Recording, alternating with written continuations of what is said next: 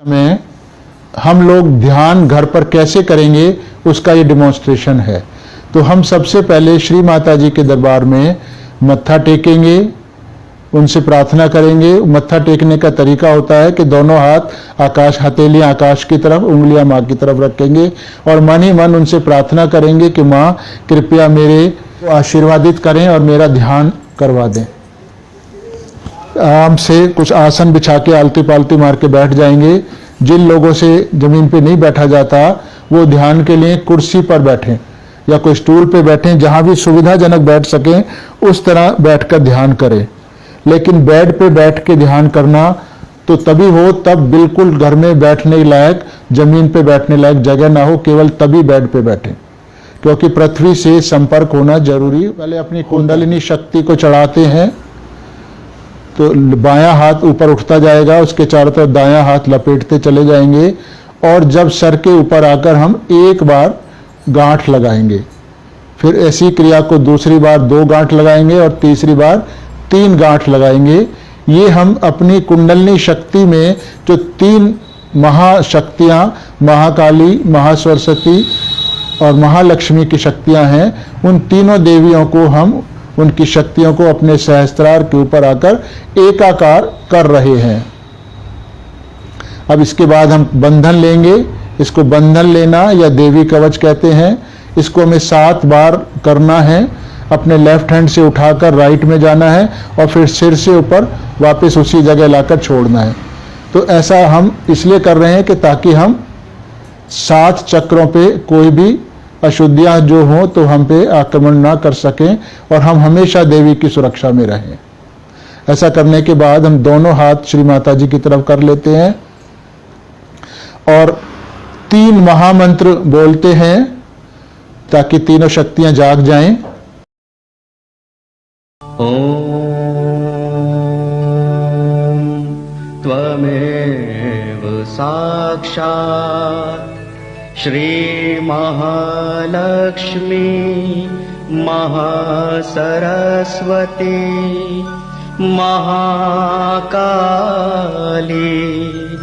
त्रिगुणात्मिका कुंडलिनी साक्षात् श्री आदिशक्ति माता जी श्री निर्मला देव्यै नमो नमः। ओम त्वमेव साक्षात् श्री कल्की साक्षात् श्री आदिशक्ति माता जी श्री निर्मला देव्यै नमो नमः। ओम त्वमेव साक्षात् श्री कल्की साक्षात् श्री सहस्त्रार स्वामिनी मोक्ष प्रदायिनी माता जी श्री निर्मला देव्यै नमो नमः। ओम त्वमेव साक्षात् श्री गणेश साक्षात् श्री आदिशक्ति माता जी श्री निर्मला देवी नमो नमः। तीनों मंत्रों का उच्चारण करने के पश्चात हम अपना बायां हाथ माँ की तरफ ही रहने देते हैं और दाहिने हाथ को पृथ्वी पे रख लेते हैं। अगर हम कुर्सी पे बैठे हैं तो जमीन की तरफ लटका लेते हैं और मन में प्रार्थना करते हैं कि श्री माता जी कृपया मेरे बाएं भाग की सभी अशुद्धियों को पृथ्वी माँ को दे दो।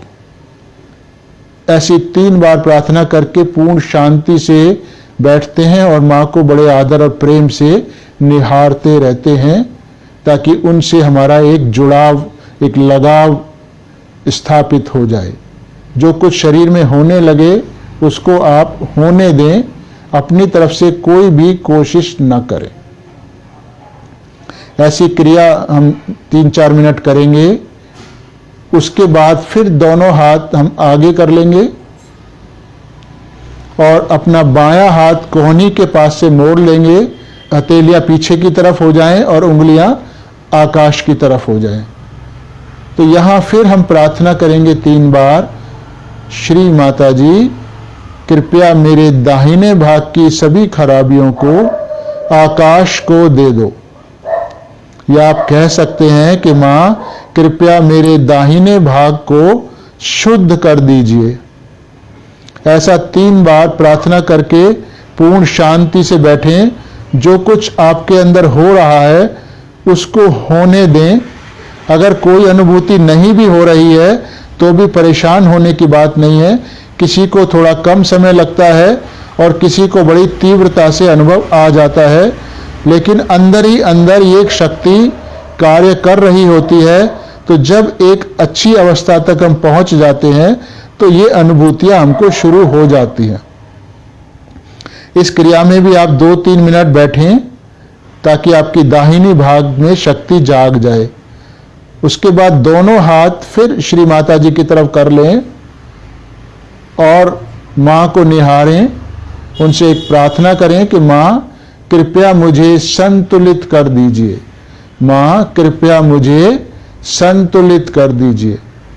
1 आध मिनट बैठें इसी तरह और मां को बड़े प्यार से कहें कि मां मेरे के अंदर जो कुछ अशुद्ध है वो आप निकाल दें और जो कुछ मेरे हित में है वो मेरे को आप प्रदान करें।